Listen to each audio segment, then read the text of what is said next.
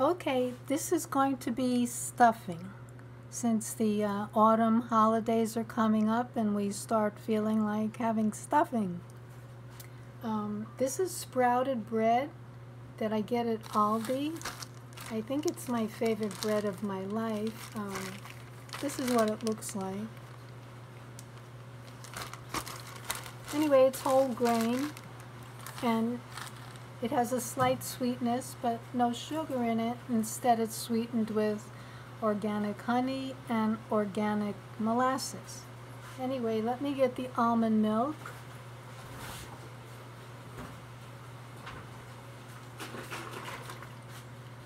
This I got at the Big W.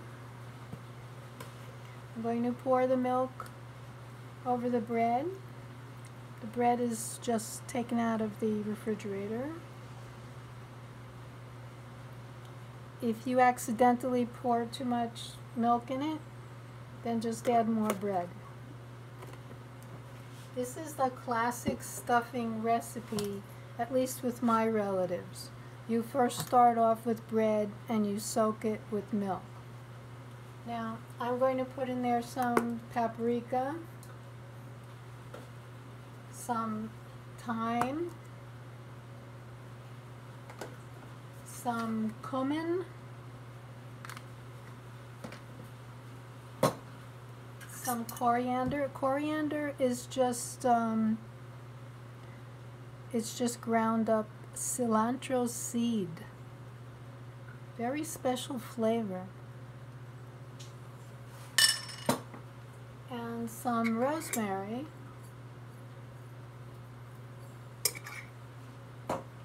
Now this onion powder, after you open it, it gets really all stuck together. So, I just get it out with a knife. I think people used to put dry white rice in their herbs and spices, so the rice would absorb the humidity in the air and it wouldn't get all stuck together like this. But it's no big deal. Now, I wanted to show you, this is Italian arugula. I picked some today. You only plant it once. It never stops growing year after year. It drops its own seed. You don't even have to water it. And the wind blows the seed everywhere. You'll find it growing in the strangest places.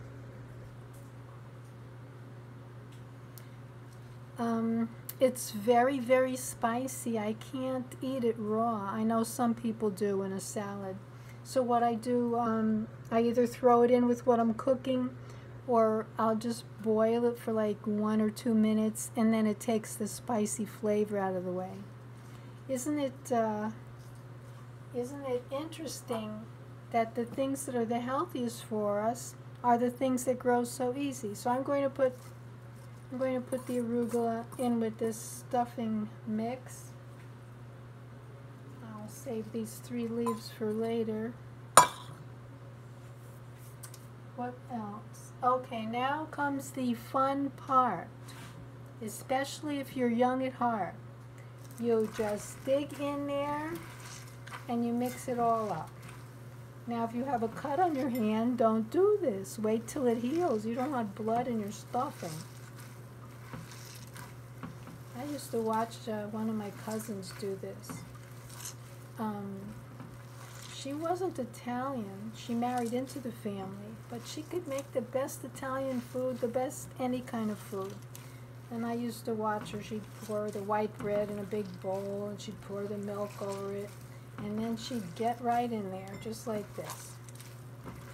You want to mix it well. You don't want a mouthful of one of the spices. Now this is the next fun part. You, of course you go to the sink, but since I'm on camera here, I'll just dip my hands in some water. These paper towels I bought at Aldi last time, they're so amusing. Let me show you. they're stamped with a decoration, and in each tiny little stamp hole it's a blue dot of color.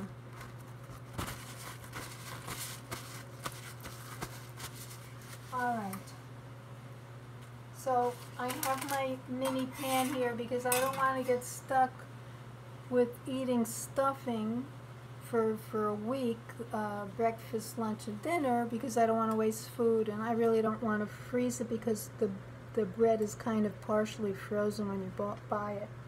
So I'm going to line it with parchment paper as usual, so I won't have a royal mess later. And let's see if I can get this in here. So this was just 4 pieces of bread, 4 slices.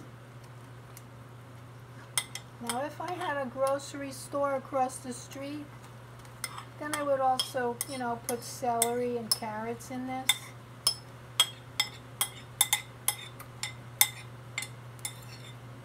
So it's a good idea to have some kind of vegetable growing in the yard, because, you know, that's the thing that we run out of. If, you know, I'm talking about fresh vegetable. Alright, so far this is what it looks like. Now I want to put a few nuts on top. Almonds. I'll just kind of make a little flower pattern with it. Art is everywhere. And then I'm going to put the final decoration, which is edible. This is 1 red okra. That's all I could find in the yard. 1 okra. And I've already cut it in half. See the little seeds? When okra is this small and it's fresh, you can eat it raw. I'll put that in the middle. Let's see what it looks like now. It's kind of interesting. Alright, the oven is at 350 right now. I'm going to put it in the oven. And I'll set the timer for about 40 minutes.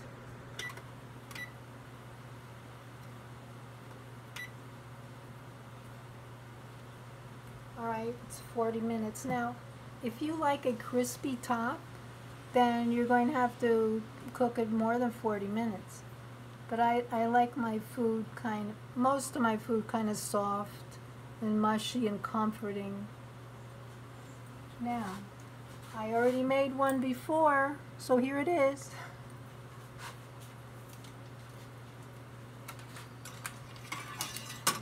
And I made it in the same little pot. A little hot. Now, if you let it cook longer, then it'll come off easier from this paper, but like I said, I like mine nice and soft. And there's no animal products in it, so you could let it cool off as long as you like.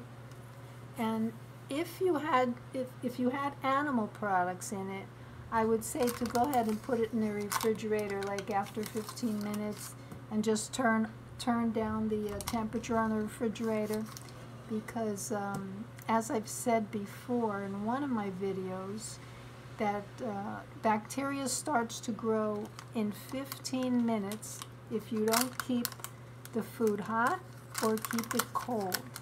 And that was from a chicken farmer who had 2 PhDs, one in human nutrition and one in animal nutrition. Okay, I hope this works for you.